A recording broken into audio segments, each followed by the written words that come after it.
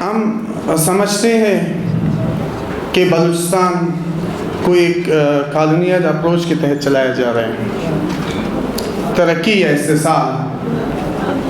ہمیں سمجھنا چاہیے کہ بلوچ قوم، بلوچ عوام ترقی مخالف نہیں ہے، ہاں استحصال مخالف ہیں،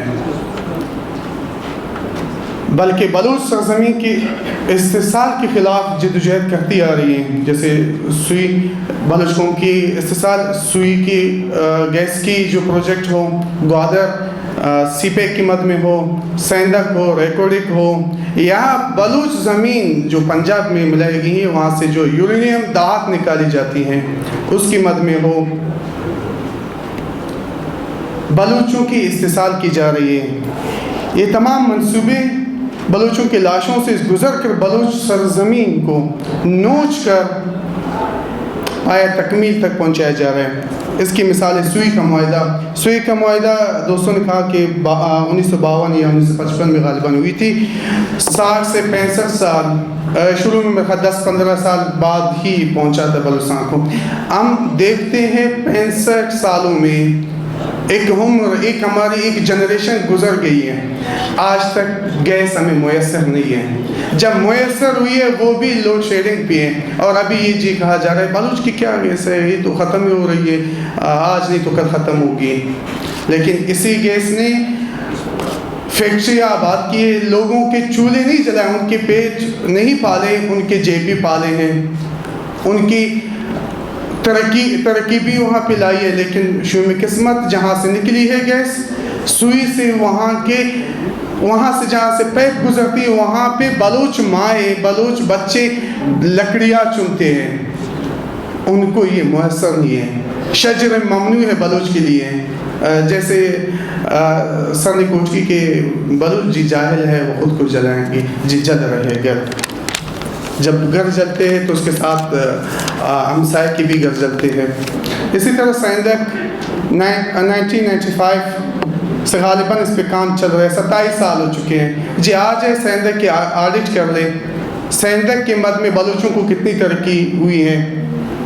چاغی، پھر سیندک، نوکنڈی، جی نوکنڈی میں پینے کا پانی تک میسر نہیں ہے، وہاں پہ بنیادی جو سہولیات صحت یا تعلیم ہے وہ میسر نہیں ہے، لیکن ترقی کے دعویدار ترقی کے دعوے کرتے رہے ہیں۔ ہمارے سابقہ گورنمنٹ ہو یا موجودہ ہو، انہوں نے تو یہ معاہدات پایہ تکمیل تک، چاہے اس وقت جو بھی تھا، پایہ تکمیل تک پہنچائے ہیں۔ ہم سمجھتے ہیں جتنے بھی معاہدات ہیں اس میں نام نہاد قوم پرست پارٹی ہو، لیڈران ہو، وہ برابر کے شریک ہیں، وہ ریاست کے برابر کے شریک ہے، اس سے مبرہ نہیں ہے۔ جس سیندک میں غالباً 2000 کے قریب مزدور ہیں، آپ جا کے دیکھ لیں وہ کیسی زندگی بسر کرے، اور آپ ایک وہاں پہ ایک سپروائزر بلوچ مجھے دکھائیں، پھر میں کہوں گا جی بلوچ کو جو ملی ہے وہاں پہ پی این ہے، چپراسی صفائی والا آپ کا بلوچ دکھے گا، ایک سپروائزر، ایک ادنا سا پوسٹ ہے اس پر بھی ایک سپروائزر نہیں ہے۔ یہ ہے بلوچوں کی قسمت اور یہ ہے ترقی۔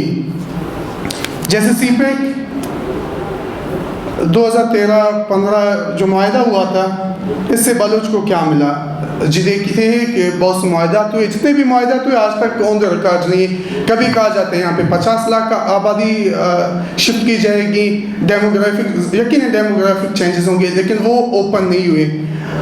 ہم کہتے ہیں جی آپ سی پیک لاتے لاؤ، آپ یہ آرڈیننس بھی لاؤ، جو آرڈیننس کشمیر میں لاگو ہے، جی باہر سے کوئی وہاں پہ زمین نہیں خرید سکتا، جو بھی جائے گا وہاں پہ لیز پہ زمین لے گا، وہاں پہ 1 سال 10 سال بیٹھے گا، 50 سال بیٹھے گا، وہاں سے اپنے بوریاں بس بسترے اٹھا کے اپنے گھر چلے گا، لیکن کشمیر اس کا نہیں ہوگا۔ حاجہ لے کے آئے، بلوچستان میں بھی یہ آرڈیننس لے کے آئے، آپ کہاں سے پنڈی سے گنڈی سے کہاں سے آپ یہاں پہ لوگوں کو آباد کر رہے ہو، جی چوڑی پنڈی کو آپ چائنا سے کہاں سے لوگ یہاں پہ لے کے آئے، آپ یہ آرڈیننس بھی لے کے آئے، ہمیں قبول ہے، آپ آرڈیننس لے کے آئے کہ بلوچستان میں غیر کوئی ایک इंच 1 फुट ज़मीन नहीं खरीदेगा, तो हम भी ठीक है, आ जाए, हम तरक्की मुखालिफ नहीं है, हम भी तरक्की के साथ चलेंगे। मेरी ज़मीन है, मेरी मिल्कियत है, वो मैं 1 साल के लिए देता हूँ या 50 साल के लिए, ये बलूच पे मुनस्सर है, जितने साल का मुआहदा करेगा हम उसके साथ हैं। जी आलिया मुआहदा हो, एक ऐसा मुआहदा, एक हमारी जो तारीख़ है वो तल्ख़ है, जो हमारे तजुर्बात है वो तल्ख़ हैं। मैंने 3-4 एग्जाम्पल दिए, उन्होंने हमें तरक्की नहीं दी, उन मुआहदात ने उन दावों ने नहीं दी। हम समझते हैं कि ये दावा, ये मुआहदा, ये गोश्त का धंधा भी हमें तरक्की नहीं दे सकता।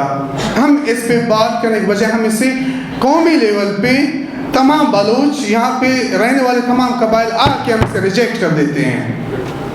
जब तक आ जाए फेयर ट्रायल चलाए, आप पहले वाले जितने मुआहदात थे उसके आप ऑडिट करा दें, बता दीजिए बलूच को कितना मिला है इससे, कहाँ इसकी कितनी इन्वेस्टमेंट हो चुकी है, फिर इसके बाद हम एक नया मुआहदा की तरफ चले जाते हैं।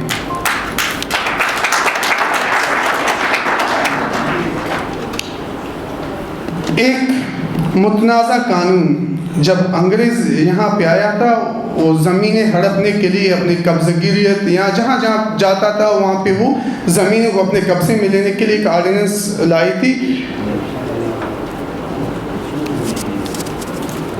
1894 लैंड एक्विजिशन एक्ट के नाम से इन्होंने जी जहाँ पे जाना था, कोई स्टेशन बनानी थी, अपने बंदों को रखना था, कहाँ पे जहाँ पे एक ज़मीन हड़पनी थी, उन्होंने इसके तहत हड़प लिए। क्योंकि बलूच उस वक़्त, हम सब यकीनन उस वक़्त समझते कि ग़ुलाम था, और कुछ समझते वहाँ उस टाइम ग़ुलाम था, हम समझते आज भी ग़ुलाम है।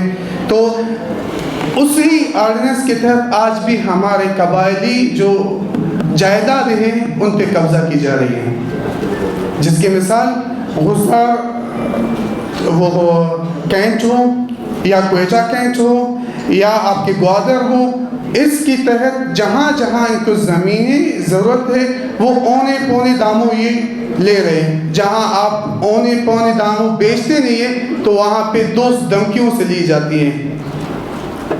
जहाँ पे 2 धमकियाँ भी नहीं चलती तो वहाँ पे लाशें बिछाई जाती हैं।